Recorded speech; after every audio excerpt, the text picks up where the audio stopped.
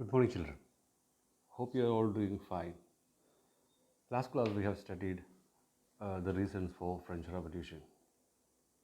We divided into four, which was political cause, social cause, economic cause, and the role of the middle class.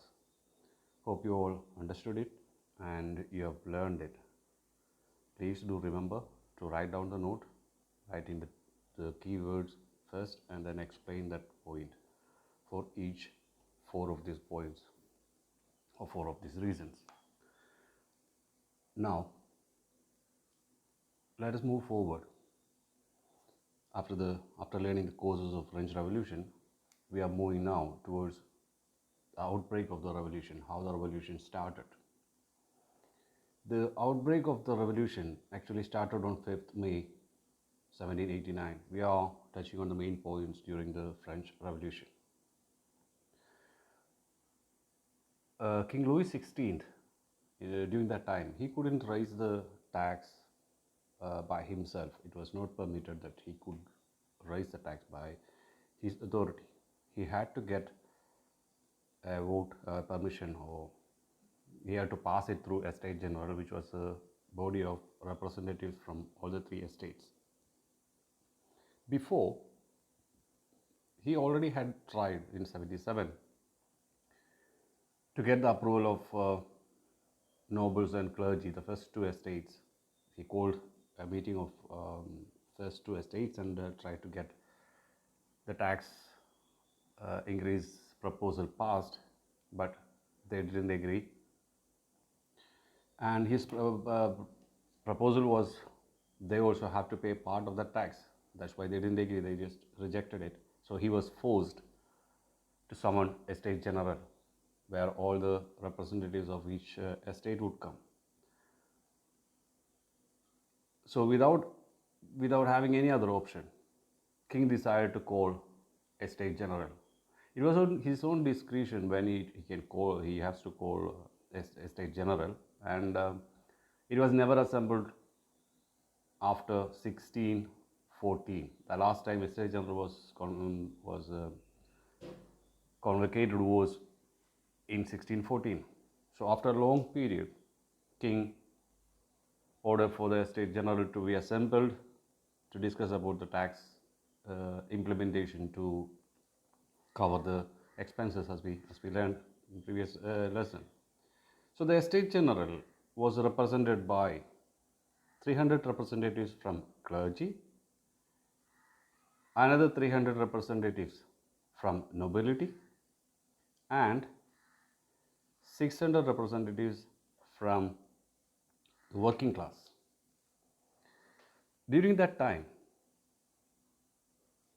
each estate had one vote each. That was the system which was prevailing till then. So there was 300 representatives from clergy, 300 from nobility, and 600 from the working class. Artisans, women, and peasants were denied entry. They were not allowed to come inside the hall. So 300 representatives of the clergy will be on one side, 300 of the nobility on the other side, 600 representatives of the working class will be standing behind them. Again, there was a discretion, like the third estate had to stand and the rest two estates will be sitting. And another thing, King already had made a pact with the nobility and clergy, so that these two estates, if they stand together, the law will be passed, because every estate had one vote each. There will be one vote for clergy and one for nobility and one for the third estate. So if nobility and clergy agreed to the terms of King, the voice of a third estate will not be heard. And also we have to mention that even though the peasants, artisans and women were denied entry to the assembly, their grievances were listed in some letters. It is known as there were 40,000 letters containing of their grievances or their complaints. Anyway, as per the existing term, king decided that we will put the tax proposal for vote. The nobility can vote, the representative nobility can vote one, means can vote together as one, and they will have one vote, and clergy will have one vote, and the working class, the third estate, will have one vote.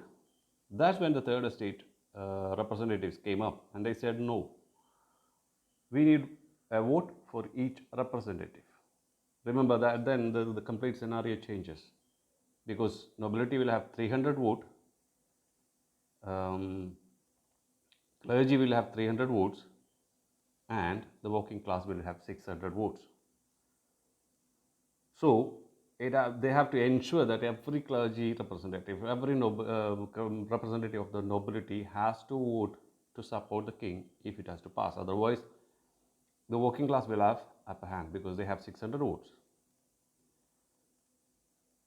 The king already understood the danger of it. So what did he do? He said, no, we will continue with the present terms. He rejected the proposal of the third estate to have an individual vote. And the working class understood this was a trap and it's all set. And they were angry. They were already angry because of the reasons we have already seen, of the various causes we have seen. They were already angry. So when king rejected this demand, they decided, no, they are not taking part in the assembly anymore. So they just boycotted the assembly.